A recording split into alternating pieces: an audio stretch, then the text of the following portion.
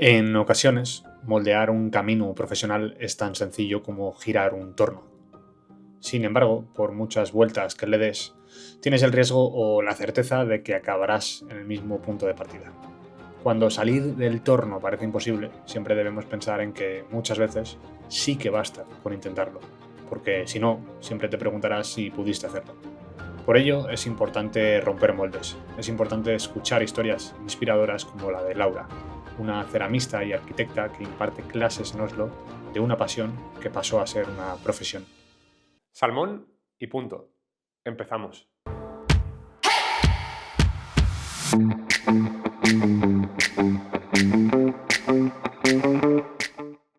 He pensado mucho en si hacer o no referencia a los meses que llevo sin publicar un capítulo. Creo que lo debo o se lo debo a las personas que han ido escuchando con cierta regularidad los capítulos cuando hacía uno más o menos semanal, luego pasé a uno cada 2 semanas y ahora lleváis pues, tiempo sin ver ningún capítulo.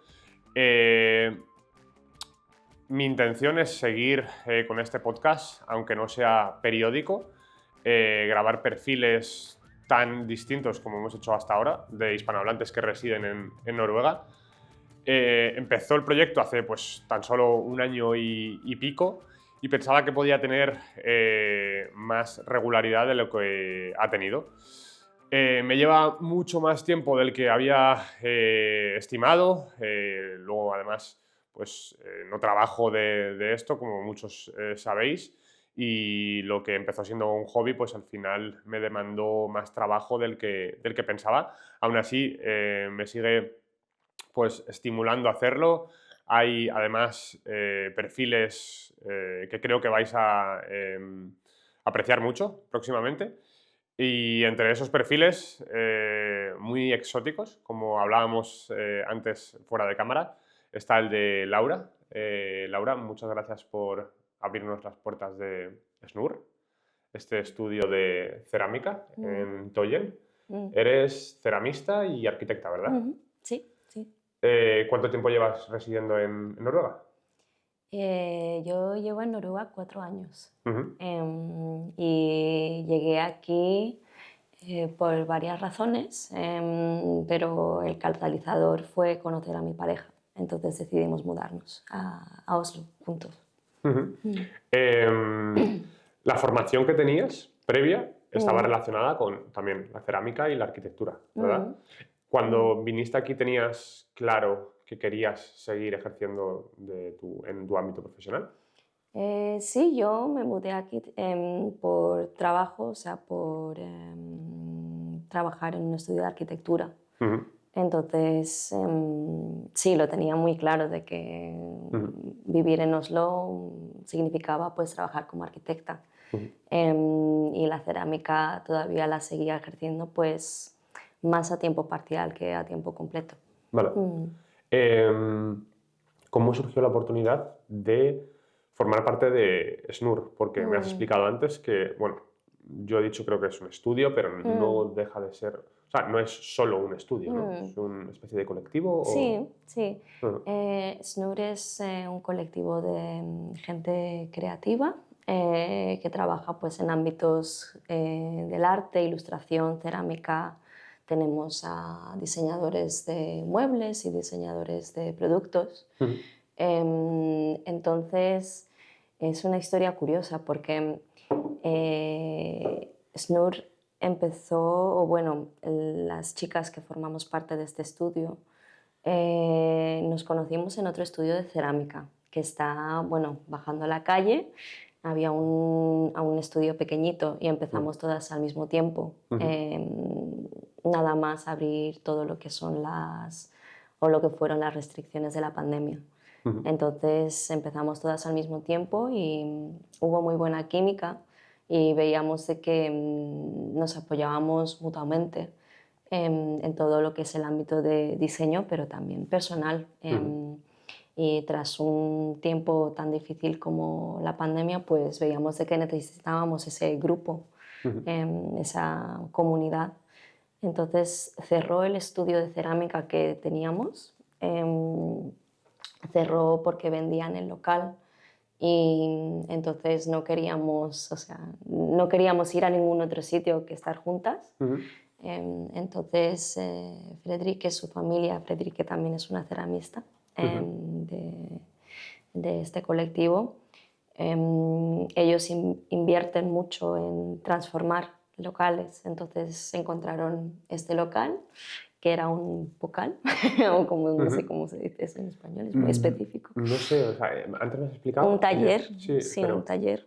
pero orientado a un material en concreto, ¿no? Sí, en metal, que hacían todo lo que son pues,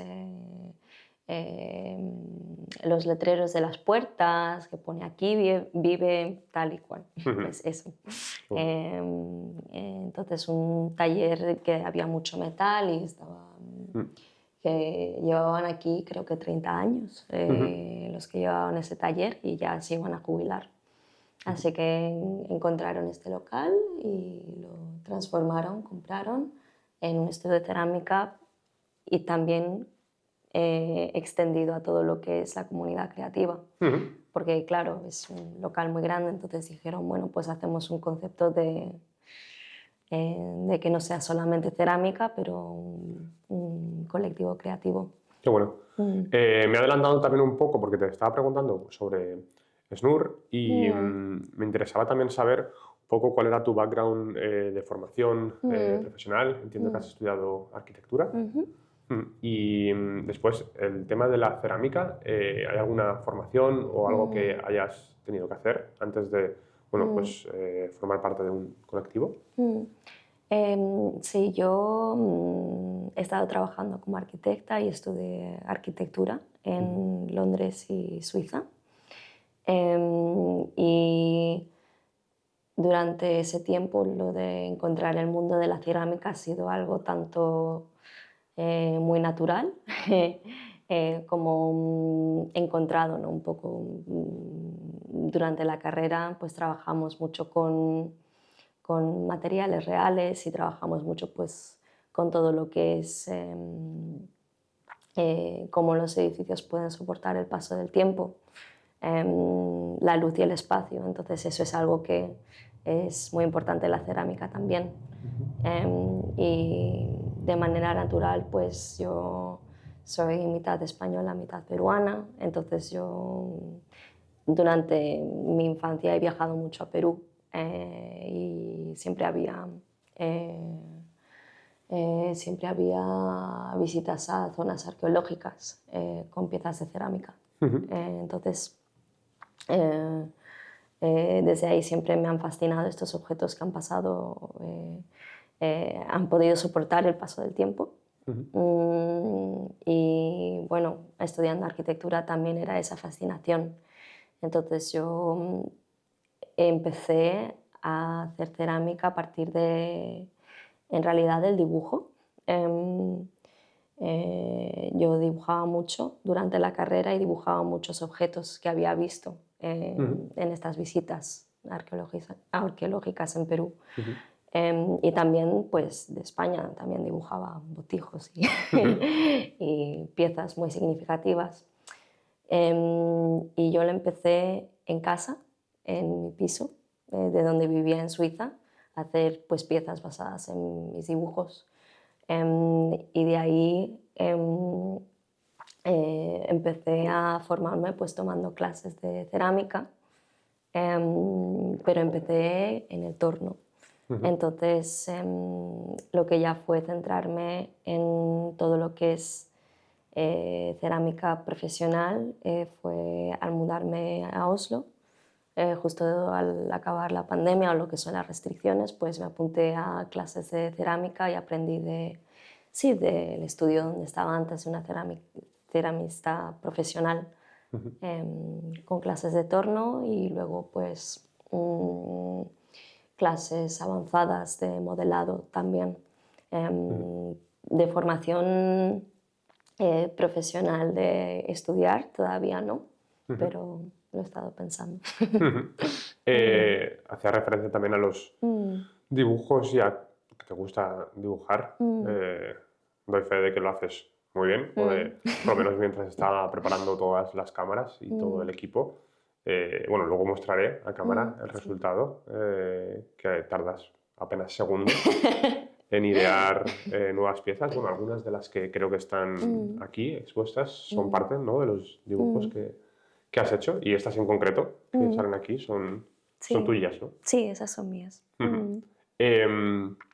¿Habías creado ya mucho antes de llegar hasta Noruega? O sea, en tu proceso formativo y de desarrollo como ceramista, llevabas muchos años previos creando, ideando y practicando cerámica. Más que cantidad, ha sido un poco la calidad. Entonces, sí había dedicado bastante tiempo en desarrollar lo que es la técnica. Pero es curioso porque yo en casa las piezas que tenía en el piso no estaban cocidas. Era más un acto repetitivo de conocer el material. Entonces, pues yo me sentaba muchas horas a practicar, a conocer cómo es el barro, cómo reacciona la humedad, cómo resiste a los movimientos de las manos, lo fino que tiene que ser. Entonces yo me centraba mucho más en ese proceso que en producir piezas terminadas. Era como una manera de conocerse. Entonces eso desde 2017 lo practicaba mucho. Y todo lo que ha sido producción más profesional fue cuando me apunté a las clases de cerámica y ya conocía todo el proceso, que eso fue hace 4 años ya. Y ahí sí empecé a producir muchas piezas, pero yo, como lo hago a mano, se tarda un poco más de tiempo que en el torno eléctrico. Entonces, yo de producción más industrializada no hago, son más piezas artísticas. Entonces, por ejemplo, las piezas que yo he producido ahora, que están aquí, en esa he tardado 2 semanas en hacer solamente la pieza en sí, porque como es una pieza muy grande, se divide en partes, entonces yo la hago a partes. Entonces, la cantidad de piezas que produzco no es una cantidad industrial, pero es más la calidad de cada pieza en lo que me centro. Porque si no utilizas, perdona el desconocimiento, si no utilizas el torno, realmente ¿cómo es el proceso? O sea, creía que era algo imprescindible, que fuese una especie de torno. Decías eléctrico, no sé si es manual, sí. hay parte de pedal, ¿no? Bueno, esto es, lo he puesto aquí en la mesa. La técnica que utilizo yo es de modelado a mano, entonces el torno eléctrico pues es esencial si quieres hacer piezas pues de mucha precisión y de mucha producción. Entonces el torno eléctrico está muy bien para todo lo que es producción de tazas, por ejemplo, si quieres hacer una taza igual o muchos jarrones iguales. Pues te facilita eso y es un proceso más rápido. Mientras que el modelado a mano se hace pues es como una especie de torno, pero es un torno sin pedal, que se mueve solamente pues con las manos. Y aquí es donde hago todas mis piezas. Y bueno, hay distintas maneras de hacer modelado. Yo lo que utilizo son coils en inglés, rollos, que se van pegando en sí, se van construyendo la forma. Entonces es un proceso muy delicado, muy lento. Y luego yo utilizo una técnica que se llama paliqueado, que es un derivativo de una técnica peruana o de Sudamérica, que según vas formando la pieza, tú vas utilizando una pala de madera para formar el barro. Vale. Sí, entonces es todo manual. Vale. Creo que si no hubiese visto ya en tu Instagram a qué te referías con el tema de los rollos, para luego el posterior modelado, no sabría exactamente a qué te referías, porque es es una técnica como muy manual, muy artesanal, y recomiendo a la gente que te siga en Instagram, no sé cómo es exactamente, Laura Toledo Martín. Laura Toledo Martín en Instagram, porque los vídeos que haces también son muy artísticos, muy visuales, y también parten de enseñar técnica, que es a lo que te referías. Sí, sí, es algo curioso cuando tenemos a distintas personas que visitan el estudio y ven estas piezas, preguntan que si están hechas en el torno eléctrico. Y yo lo primero que hago es enseñarles la técnica, porque es muy abstracto describir. Con rollo se hace esta pieza. Así que por eso yo grabo también el proceso, porque es una manera de conectar también a las personas que no son tan familiares con la cerámica, con cómo se construye una pieza de ese tamaño o con estas características. Y, yo doy clases de cerámica también y enseño las técnicas para que la gente sepa un poco más cómo se hacen. Y para que la gente también lo sepa, creo haber visto que estas piezas están en la web de Snur a la venta, ¿o es otra web? Es otra, se llama en noruego Form og Objekt, forma y objeto. Y sí, tengo una serie de jarrones a la venta que me contactó la que ha empezado esta tienda online, porque ella quería traer todo lo que es a ceramistas de Europa a Escandinavia. Entonces ha abierto esta tienda con este concepto. Entonces hay ceramistas pues, de Inglaterra, de Francia, creo que de Alemania y bueno, yo de España, pero basada aquí en Oslo. Entonces ahí están todas las piezas a la venta y con una descripción un poco del proceso y de por qué estas formas. Vale. Y otra pregunta relacionada con Snur, aunque no he abordado lo que quería desde el principio, que era tu perfil un poco profesional, pero ahora te pregunto sobre él, que me interesa saberlo. Las clases que comentabas de cerámica sí que se pueden contratar o puedes pedir información a través de la web de Snur. Sí, sí, ahí encuentras todas las clases que damos aquí. Qué bueno. Entiendo que hay todo tipo de niveles, ¿no? Que habrá desde lo más bajo, de alguien que no ha empezado nunca, que no ha hecho ninguna pieza, ¿no? Hasta gente que tendrá ya más conocimientos, ¿no? Sí, damos clases tanto de torno eléctrico como de modelado conmigo.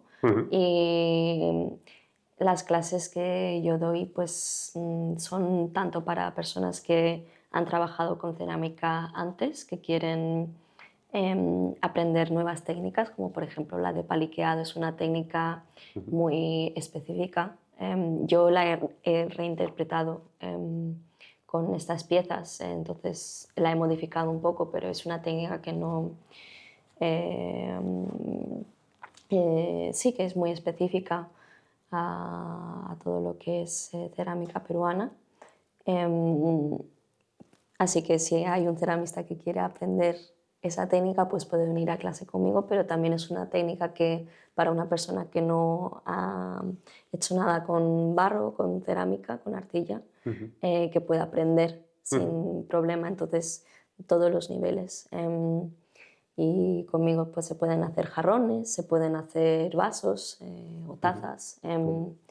Y la semana que viene vamos a tener un retreat con una colaboración con un estudio de yoga que está aquí por Toshof, donde en un fin de semana puedes hacer una pieza de una escala más grande como las que hay aquí.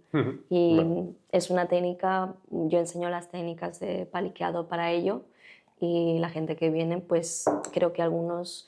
Una ya es una artista establecida que quiere aprender la técnica y otros son principiantes, así que sí, Qué bueno. a todos los niveles. Antes mencionaba que te quería preguntar sobre tu formación, tu perfil profesional y académico. ¿Estudiaste en Londres o en Suiza arquitectura? En las dos. Ah, qué bueno. Sí, estudié el bachelor, los primeros 3 años de carrera en Londres, Ujú, bueno, en un sitio que se llama Kingston, y ahí estuve ujú, estudiando 3 años. Y luego en todo lo que es la formación como arquitecta en Inglaterra, te requieren que tengas un año de prácticas entre el máster y el bachelor. ujú, Así que yo dije, bueno, pues voy a Suiza porque es un sitio muy bueno para hacer prácticas como arquitecta. ujú, Y allí me quedé haciendo el máster.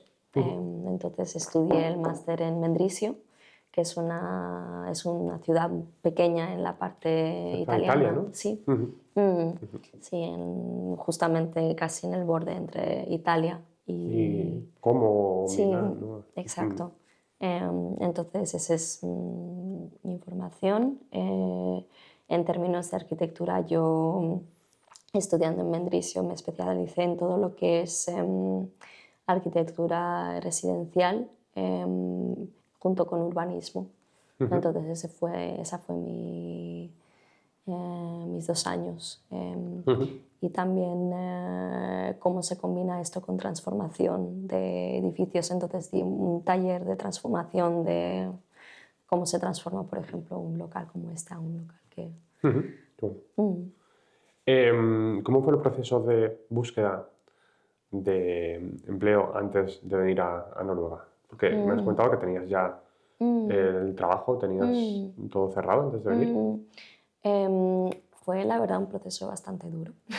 Ujú, Porque aquí para trabajar como arquitecta requieren noruego, ujú, muchas oficinas, que es lo normal. ujú, Entonces yo aprendí noruego en Noruega. Antes de venir no daban clases de noruego en Suiza italiana.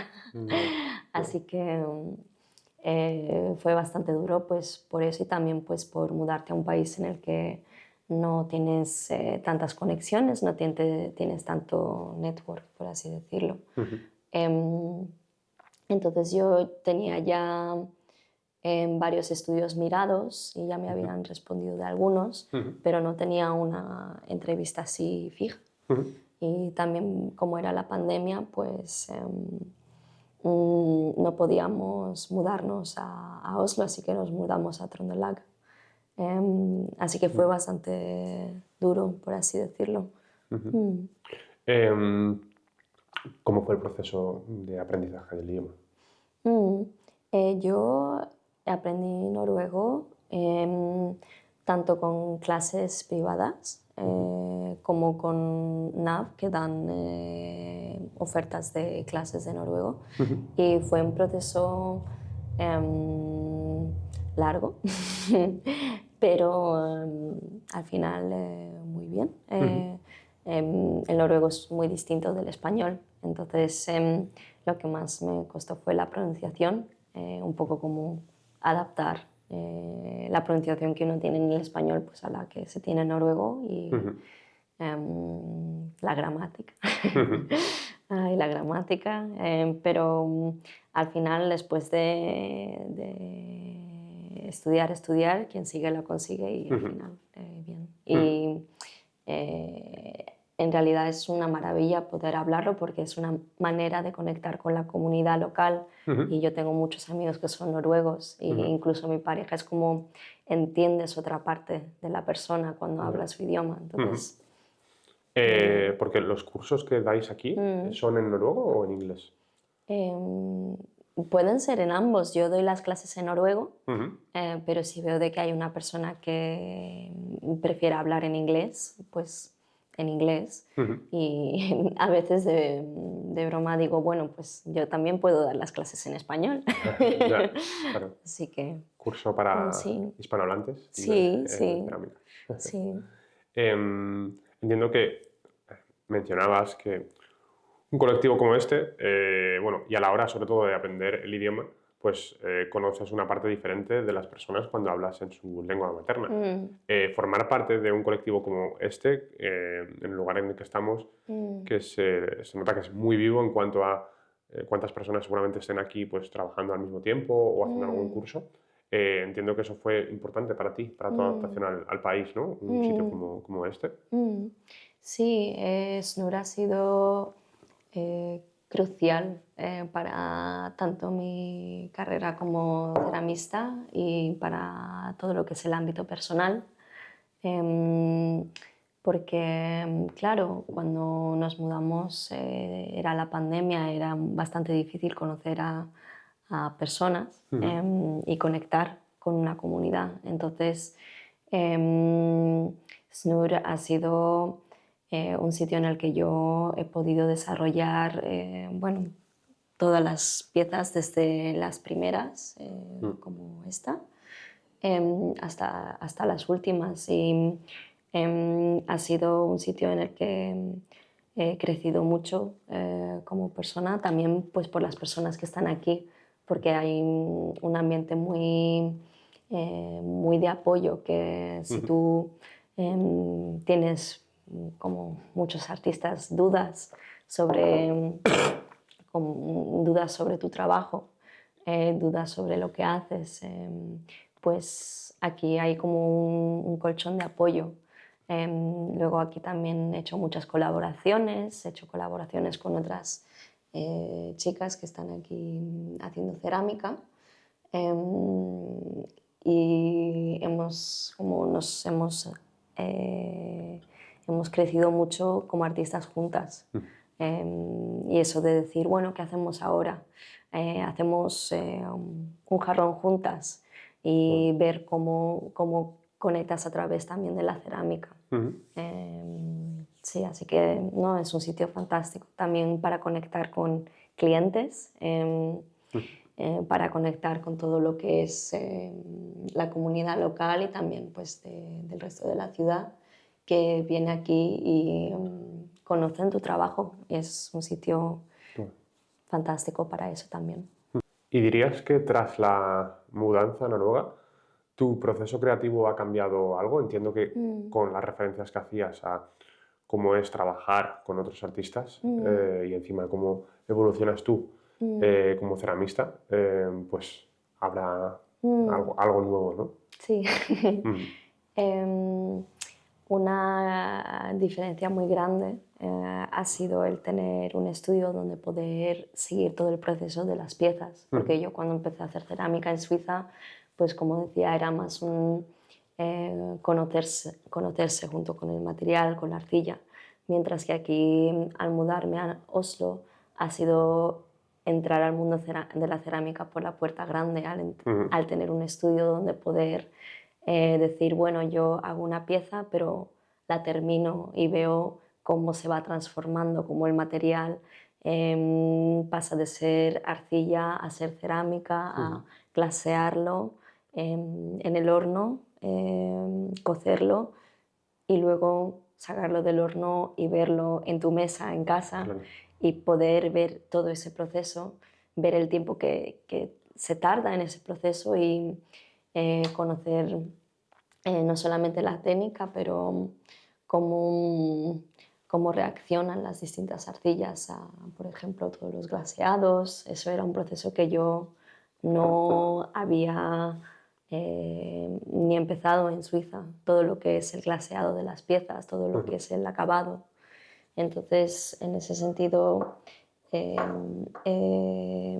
evolucionado mucho. El horno que antes lo has activado lo has encendido, perdona, a 960 grados, ¿no? 70. 970 grados. Y eso es, sí. Eso es solamente la temperatura. Claro, en tu casa no puedes tener ese tipo de horno. No. Y eso es solamente todo lo que es la cocción de bizcocho, que se dice en español, que es antes de hacer todo lo que es el glaseado de las piezas, la decoración. Pero la cocción de glaseado es a 1220 grados. No. O sea que es más grande. Para que luego, como me has comentado antes, haya piezas que cuando has finalizado te des cuenta en la última fase, ¿no?, del proceso de que ha habido alguna imperfección que no le ha permitido estar como debería y que no la consideras como satisfactoria o terminada, como, ¿no? Sí, sí. Claro, lo de seguir todo el proceso es ver también, como comentas, si una pieza está perfecta al 100% o si hay alguna imperfección. Y eso se hace, bueno, puedes observar la pieza, pero también a partir del sonido. Entonces, por ejemplo, si hay un sonido alto o como claro, significa que la pieza está bien, mientras que si hay un sonido hueco, significa que puede haber una pequeña imperfección, y eso sin tener un horno y sin tener un estudio no... Como en la pieza que haces, hay que contarlo. Hay que contarlo. Que mientras estabas moviendo las piezas, ¿no?, en este proceso te estaba grabando y hay algunos planos en relación a ello. Una de las era taza, ¿no? Sí. Que tenías. Se ha roto. Me he sentido fatal porque me he sentido casi responsable de ello por estar aquí hoy, pero habías hecho una de más, ¿no? Sí, sí, yo siempre hago de más, hago de más. De hecho, el audio de ese momento ha quedado grabado. Te había puesto el micrófono ya, así que lo voy a poner. Sí. Que se escuche. Pero decías que, joder, a ver, no sé si ha sido porque estaba yo aquí, pero te lo has tomado con una filosofía que a mí me hubiese costado personalmente, ¿no? Pero has dicho, es parte del proceso. Es parte del proceso. Y es una filosofía que yo, antes de empezar en el mundo de la cerámica, no la tenía. Y es algo que me ha enseñado, pues precisamente, sentarme al torno, sentarme a hacer cosas a la mano y ver de que tras muchas horas, de repente hay una grieta y no puedes salvar la pieza, porque no conoces el material, porque se ha secado muy pronto, y igual del horno, que de repente sale una pieza y, uy, está rota porque ha habido algo en el proceso que no ha salido bien. Entonces, a mí el empezar la cerámica ha sido no solamente una manera de canalizar mi identidad como española peruana y todas mis experiencias en Perú y España, pero también ha sido el aceptar el error como parte del proceso, y es algo que a mí me ha cambiado mucho como persona, porque lo aplico a todos los ámbitos ahora, no solamente en el estudio, pero en el ámbito profesional, en el ámbito personal. Entonces, por eso, cuando se rompió la taza estaba yo muy tranquila, porque es parte del proceso. Vale. Entonces, un poco de alivio. Sí. ¿Dirías que tu proceso artístico, cuando tratas con la cerámica, a través de todo el proceso que nos has explicado, manual, induce más al error por ser más manual que cuando utilizan el torno eléctrico, que luego lo mostraré, que tenéis ahí varios? ¿O no tiene nada que ver? El error siempre puede estar presente de alguna manera, tanto como si estás en el torno, como si estás haciendo modelado a mano. El modelado a mano lo que tiene es que tú, si no te gusta una parte de la pieza o si no ves de que no cuadra, puedes, por ejemplo, cortar y volver a modelar para corregir, por ejemplo, ese error. Entonces, hay una parte muy flexible de ello, que, por ejemplo, en el torno es un poco más difícil porque, claro, si tú al modelar en el torno mueves la mano un poco, puede ser un poquito más difícil de arreglar. Entonces yo, al menos personalmente, creo de que en el torno eléctrico los errores un poquito más, tienen un poco más de consecuencias que al modelado a mano. Una pregunta en relación a donde vivimos, en Noruega. ¿Crees que el clima de alguna forma influye en el desarrollo de prácticas artísticas o creativas más de interior, como puede ser, por ejemplo, la cerámica? ¿O no lo has notado eso? Bueno, yo en invierno paso mucho tiempo en el estudio. Y el invierno es como un momento de inversión, ¿no? De inmersión creativa, porque, bueno, si está haciendo menos 20 grados fuera, yo esquío, pero muy poco, entonces prefiero pasar ese tiempo dibujando, creando. Es un momento donde incluso la naturaleza está en un momento inerte. Entonces yo siento de que para mí estar en el estudio de cerámica pues es un momento muy adecuado para ello. Mientras que en verano pues se puede salir, puedes ver la naturaleza, los paisajes cómo van cambiando. Entonces yo creo que sí ha afectado mucho, porque en verano si hace sol yo estoy fuera. Sí. Bueno. ¿Dirías que si no trabajases en un estudio de arquitectura, en Noruega sí que podrías vivir exclusivamente de la cerámica o no? Yo creo que sí. Yo estoy en ese proceso ahora mismo de ir estando en el estudio más a tiempo completo y veo de que la gente lo pide y hay muchos apoyos para artistas de parte del comuna y de todo lo que es las empresas que se dedican a apoyar el arte. Entonces, yo creo que sí. Creo que es un proceso en el que se tiene que trabajar mucho, es un proceso duro, pero que si tú sigues, la gente lo ve también. Yo creo que es posible completamente. Qué bueno, no sabía que estabas en ese proceso, así que ánimo. Gracias. Además, le da sentido a que te llamé ceramista antes que arquitecta, aunque tu formación eminentemente esté relacionada con la arquitectura, ¿no? A pesar de que luego te has desarrollado en el mundo de la cerámica. ¿Cómo fueron tus primeras semanas, tus primeros meses en Noruega? Al final vienes vienes en un contexto de pandemia como yo y no son tan sencillos, ¿no? Como esperabas, quizá. Sí, bueno, fríos para empezar. Y bueno, sí, muy duro porque yo te estaba comentando antes de que vine a Oslo muy ilusionada por conocer la ciudad y bueno, nosotros nos mudamos a Trøndelag primero porque mi pareja viene de allí, entonces era más fácil porque tiene allí su familia, teníamos el sitio donde estar.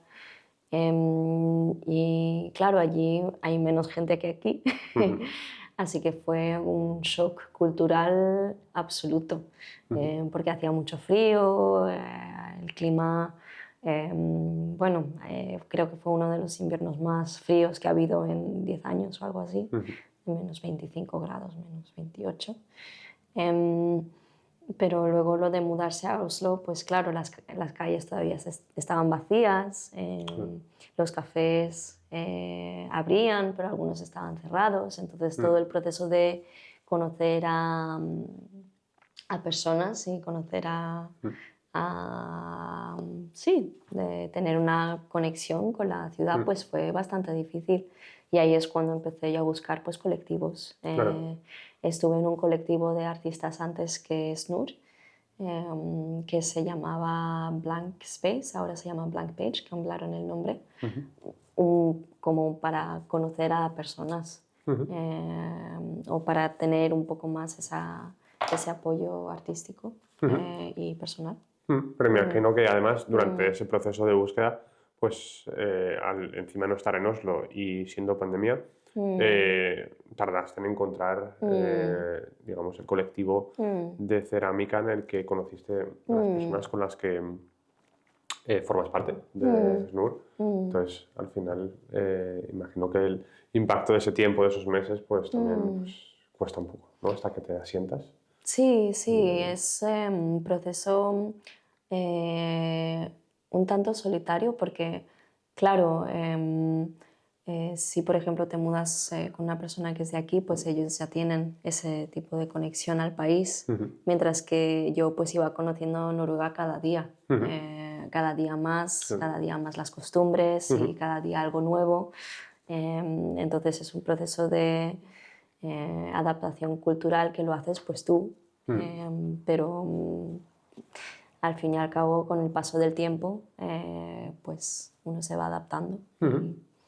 Hablabas antes de que tus orígenes, tus raíces, son parte importante de tu proceso creativo, Sí. porque incluso una de las técnicas que utilizas pues, proviene de Perú. ¿Has notado que de alguna forma, más allá de formar parte de un colectivo y dejarte inspirar por personas de diferentes partes del mundo, también noruegos, has incorporado algo de la cultura noruega a tu proceso creativo? ¿O? Sí, a ver, es interesante porque creo que las tazas que he estado haciendo para la cafetería Hernández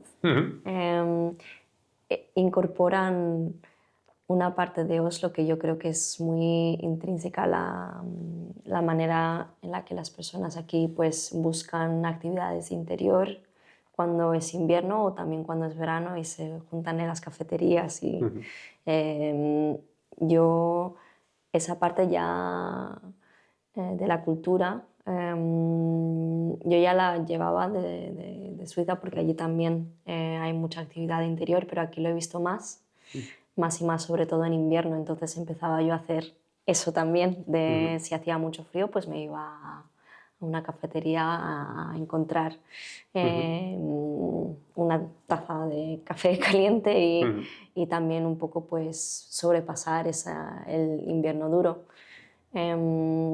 Y esta colaboración con Hernández ha sido un poco el reflejo de eso, esa parte de la cultura que se adapta a temperaturas muy extremas. Y luego pues también en el estudio escuchar un poco cómo trabajan las otras ceramistas y su estética y cómo tiene una estética que es más de aquí, del norte, y eso ha influenciado mucho mis piezas porque aunque sean bastante esculturales, también hay un punto minimalista que yo lo he visto mucho aquí en el norte. Entonces, los colores, también el tipo de arcillas, de esa manera ha entrado en mi cerámica también. Que de algún modo, bueno, antes de hablar de lo último que has comentado, yo te conocí a ti, de hecho, a través de la colaboración que hiciste con Hernández, que por si alguien no lo sabe, es un negocio muy exitoso, una cafetería Sí. que está especializado en tartas de queso, tipo tarta vasca de horneada, ¿no? Que es muy popular ahora, también Sí, en... están muy ricas. Sí, de hecho, creo que aquí la traducción que hacen de la tarta es Basque Cheesecake, tarta de queso vasca, popular en lugares como La Viña, en Donosti. Y vamos, a través de Instagram fue cuando vi la colaboración y vamos, contacté contigo. O sea que muy bien.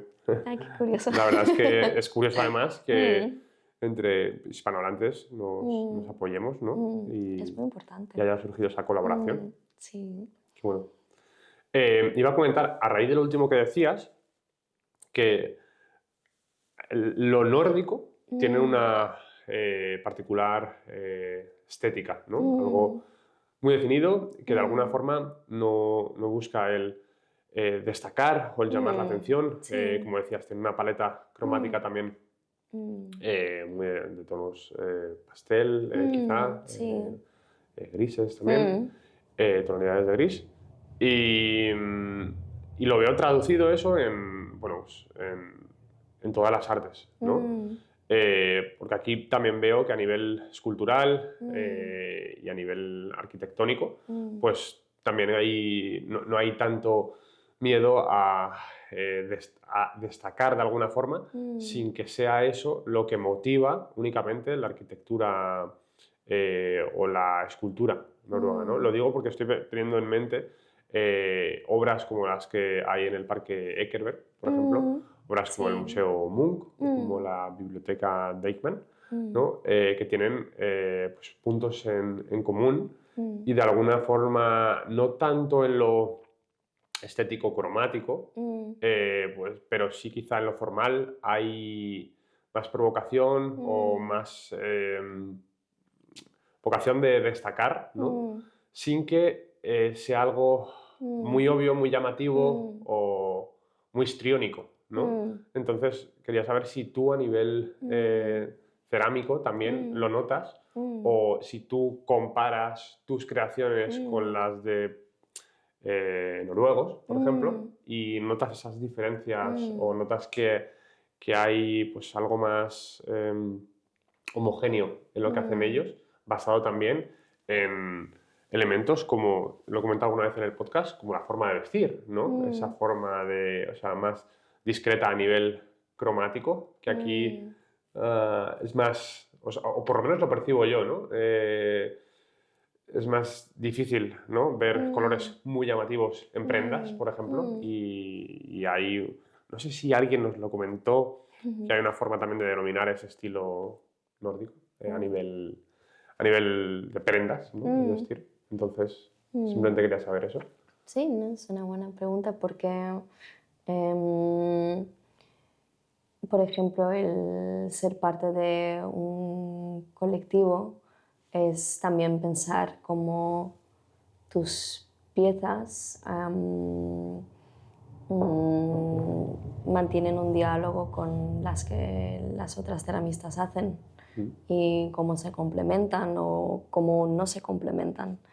Entonces, lo de comparar creo que es también una parte hasta cierto punto natural del proceso creativo, porque también es una manera de observar ese diálogo entre esos colores más tranquilos o esas formas. Entonces, yo al comparar es más cómo puedo crecer de los colores que estoy viendo, cómo puedo complementar y cómo pueden formar parte del colectivo, pero al mismo tiempo siendo piezas que son mías. Y eso se ve mucho pues, en los mercadillos que hacemos. Se ve mucho que las piezas se ven de quién es cada pieza, pero aún así, por ejemplo, por el tipo de arcilla que usamos, nos influimos mucho. Entonces, si por ejemplo yo he utilizado una arcilla que le gusta a otra ceramista, ella la utiliza de su manera y así hay como esa homogeneidad, aunque cada una tenga su estilo propio. Claro, ya solo homogeneidad de materiales, pues Sí. lo que influye. Sí. También te quería preguntar, y esto ya es más del ámbito personal, ¿qué consideras que es lo mejor de vivir en Noruega? Yo creo que es la calidad de vida. Creo que es el apoyo que hay a los artistas y a la comunidad de artistas también. Pero sí, la calidad de vida. Porque todo lo que es la seguridad que hay aquí, o sea, las cosas funcionan y tú sabes dónde, si tú pagas todo lo que es las tasas, sabes de qué funcionan, que si por ejemplo vas a estar síkmeldt, de que va a haber un sistema que te apoya. Y todo lo que son, por ejemplo, las horas de trabajo aquí, yo cuando trabajaba en Suiza trabajaba horas muy largas. Creo que es uno de los países en Europa que se trabaja las más horas al día, creo que, o a la semana, creo que son 40,5, mientras que aquí 37,5.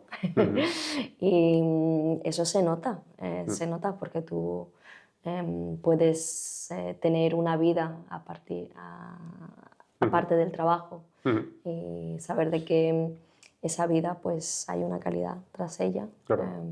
Claro. Sí, esa seguridad.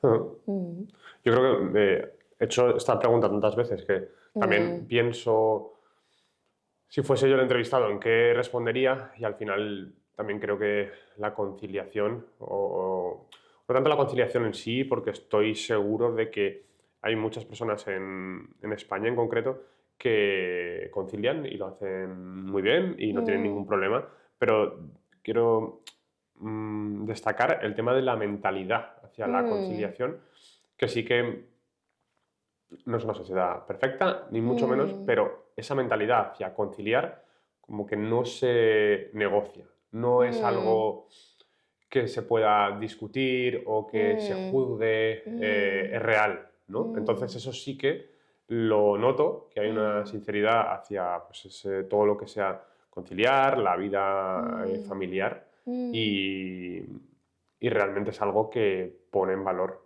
donde vivimos, creo. Sí,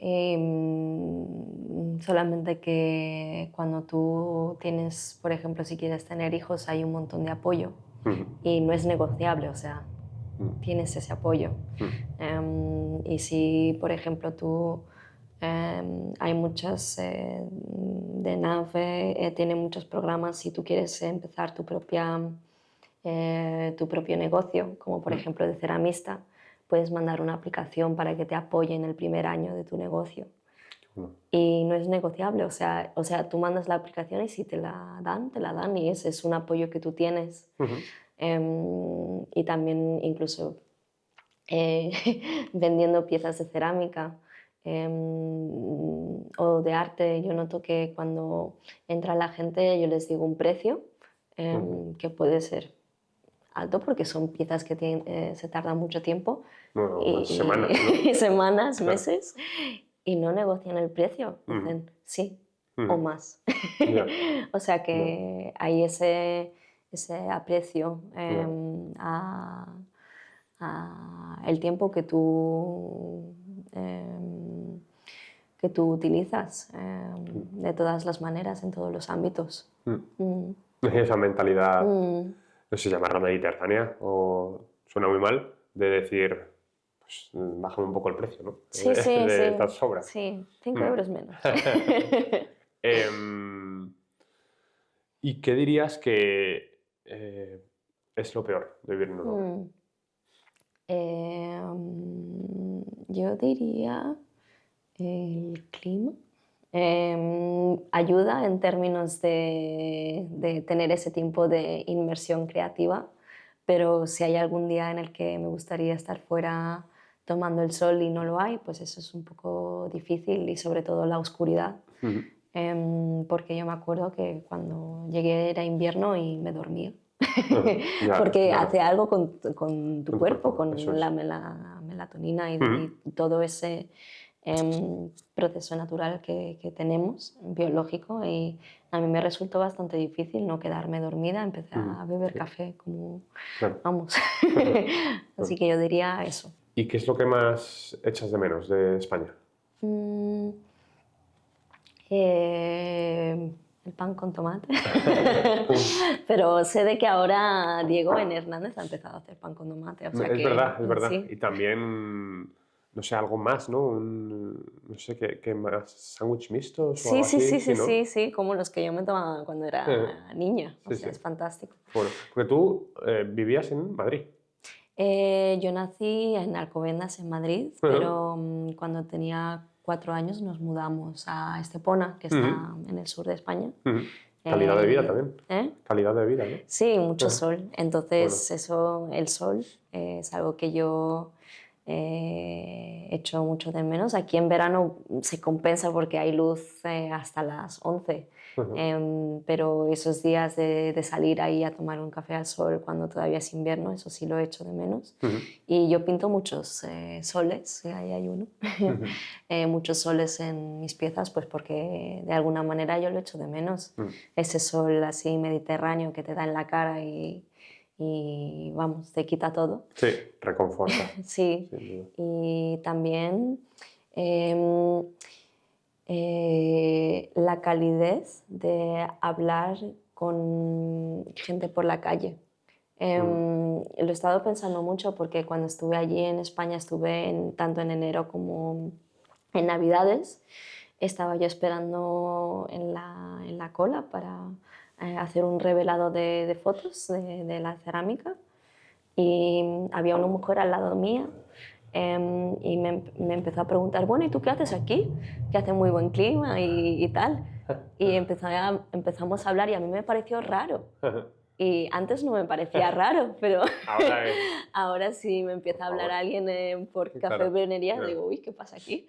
Pero esa relación, que no tienen miedo la gente de hablarte y esa conexión que a lo mejor pues haces, yo qué sé, un amigo o algo en un día cualquiera. Sí. Aquí es más difícil. Sí, aquí es un poquito más difícil esa espontaneidad. Que tiene la gente. Yo también me estoy noruegizando en ese sentido. Si alguien viene por la calle, pienso que, por favor, siga hacia adelante usted. Sí. ¿Te has caído muchas veces en una placa de hielo aquí en Oslo? ¿Cómo es tu relación con el hielo en Noruega? Buena pregunta. Sí, me he caído.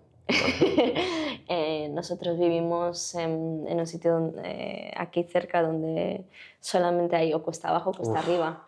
Entonces, cuando hay días cuando llueve como hoy, que todavía hay hielo por la calle, yo me he caído, vamos. Cuesta arriba se hace mejor, sí, cuesta arriba mejor. Pero cuesta abajo... Porque cuesta arriba, si resbalas al pisar, pues bueno, puedes dar un paso hacia atrás. Sí. Aquí seguramente no tengas ese apoyo. Sí, yo con el hielo yo lo respeto. Así que cuando voy andando por la calle yo voy buscando donde hay las piedrecitas que las echan, yo voy buscando esos sitios para no caerme. En algunos momentos en concreto hay concentración de piedrecitas, con lo cual sabes que no tienes problemas, y en otros, sin embargo, de repente dices, bueno, hay una placa inmensa y no hay ninguna piedrecita. Sí, ¿no? sí, es un baile. Me has hablado antes también sobre el tema de los inviernos y que pues es un momento también, entiendo, muy importante para ti a nivel de crear, también en el estudio. ¿Se te han hecho en algún momento pesados, largos? ¿Has necesitado desconectar en el sentido de que necesitabas un baño de sol, lo que decías antes, que reconforta? ¿O los has llevado más o menos bien, al margen del primero, que entiendo que fue más difícil por la situación? Sí, yo creo que cada año mejora. El primero fue, vamos, no salía, me quedaba así mirando a la oscuridad, pero ha ido mejorando con los años y uno se va adaptando y uno va pues teniendo sus rutinas, ¿no? que ayudan a sobrellevar lo que son los inviernos duros. Y no, ha sido un proceso que cada vez va mejor, pero los menos 20 grados no te los quita nadie. Yo algunas rutinas que he tenido pues ha sido hacer... he pasado mucho tiempo aquí en el estudio, pero también irme al Badstu, a la sauna, porque ahí hace... ¿cuántos? 60 grados dentro. Claro, buen contraste. Y te relajas y es como una terapia, así por así decirlo, que me ayuda mucho a sobrellevar el frío.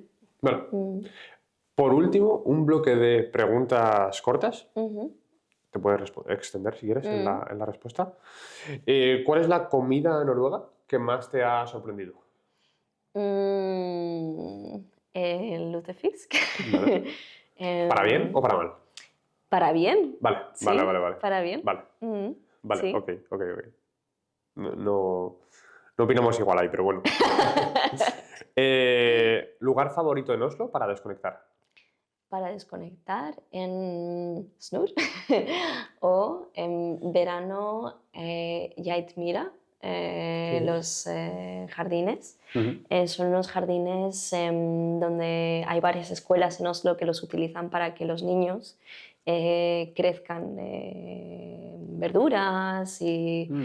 hay gallinas, hay de todo, parece un oasis. Vale. Mm. Cualquier granja, ¿no? De Sí, estas, es como son unos jardines que están al lado de Ringtu, Ujú. que están abiertos Ya durante sé todo el en año. concreto cuál Sí, dices. Vale. que tienen, es un colectivo de jardineros que los llevan, Vale. entonces es un oasis, tanto si es invierno como Vale. si es verano, es muy Ujú. bonito Qué porque, bueno. claro. Ujú. Creo que además mucha hay opción. varios, no solo en Ringtu, pero yo he visto alguno más, de como Mm, espacios grandes, ¿no? Que mm, la comune dedica también a que la gente pueda mm. cultivar, Sí, ¿no? sí, sí, sí. Em, Momento del día en el que prefieres trabajar la cerámica. Mm, durante la mañana Ujú. si es después de trabajar, justamente después de trabajar, Ujú. o sea, salir de la oficina y venir Mm. al estudio, pero si tengo oportunidad de estar en el estudio por la mañana, pues por la mañana. Vale. Imagino que relaja mucho, ¿no? Sí, sí, además está uno un poco Sí. más despierto. Si tienes un día estresante, ¿no? Y no le has querido decir a tu Mm, jefe algo malo, sí, dices, bueno, voy a canalizarlo a sí, través de la cerámica. exacto. ¿Artista noruego o internacional? Bueno, que te Mm, inspire. noruego, voy a decir Sissel Vatne, que es una ceramista que se dedica a reprocesar todo lo que es materia orgánica de restaurantes, creo que es en Trondheim. Y ella lo que hace es reprocesarlos y hacer glaseado con ellos. Ujú. Entonces reutiliza todos los restos que tiene el restaurante de las comidas en hacer platos para ellos. ¿En serio? Ujú. ¿Cómo puede ser eso? Por ejemplo, en el restaurante utilizan langostinos Ujú. para hacer un plato de mariscos y todo lo que son las conchas y Ujú. las cáscaras, ella eh, las calcifica en el horno y eso lo reutiliza en el glaseado como un material Qué prima. bueno. Sí, entonces es un proceso circular que a mí me inspira mucho y yo espero poder Guay. explorar más eso Qué curioso. también en mi práctica de la cerámica. Ujú. ¿Festival o evento cultural que no te pierdes en Noruega o en Oslo? En Oslo, el Oslo Open, que creo que es en abril, Ujú. donde puedes conocer a muchos artistas Ujú. porque puedes visitar sus talleres. Ujú.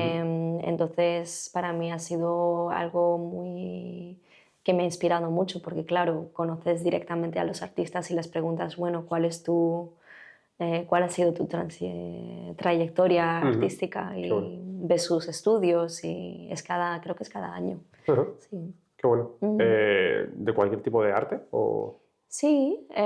hay tanto artistas visuales, creo que también hay hasta músicos, Ujú. y de esculturas, de Ujú. tejidos, de muchos Oslo eventos. Open, ok. Oslo No Open. conocía. Vale, Mm. voy a investigar. A ver si encuentro otro artista Sí, hispanohablante sí, y aprovechando que abre el seguro. estudio, pues puedo Mm, entrevistar. mm. ¿Tienda de cerámica o diseño favorita en Oslo? Norway Designs, porque tienen o abarcan cerámica de todo el país. Ujú. Y no solamente cerámica, piezas de diseño escandinavo. Entonces tú cuando entras en la tienda pues tienen unas piezas de cerámica fantásticas de Ujú. artistas que son noruegos, pero también que no son noruegos, pero residen en Noruega. Ujú. Ahí. Qué bueno. Mm. ¿Dónde está? Está cerca de Karl Johan. Ujú. Objeto de cerámica que más disfrutas hacer. Mm, Jarrones o piezas esculturales. Sí, por ejemplo, como estas o como las pequeñas que hay ahí también.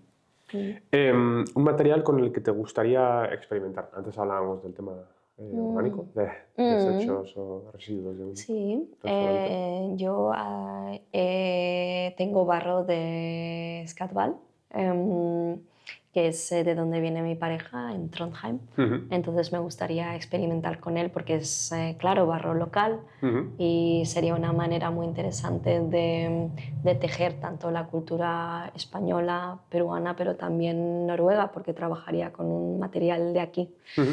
y un Qué bueno. poco esas tres partes de mi trabajo. Ujú. Una ciudad relacionada con la cerámica en cualquier otra parte del Mm, mundo, no en Noruega, que mm. recomiendes visitar. Llamas del Mouro, en Asturias. Ok.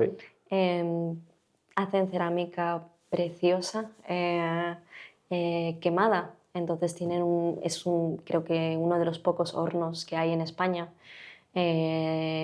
tradicionales, donde ellos pues tienen el barro en la parte trasera de su casa. Ajá. Allí son dos ceramistas que viven allí Ujú, y lo recolectan, barro rojo y barro blanco, hacen las piezas y los queman en este horno, y es conocido Llamas del Mouro por esta cerámica negra ujú, quemada, que es preciosa y ujú. lo recomiendo a cualquiera. Bueno, no lo Tanto. conocía. Vale, Mm, me lo mm, apunto. mm. ¿Qué lugar de Noruega recomiendas visitar?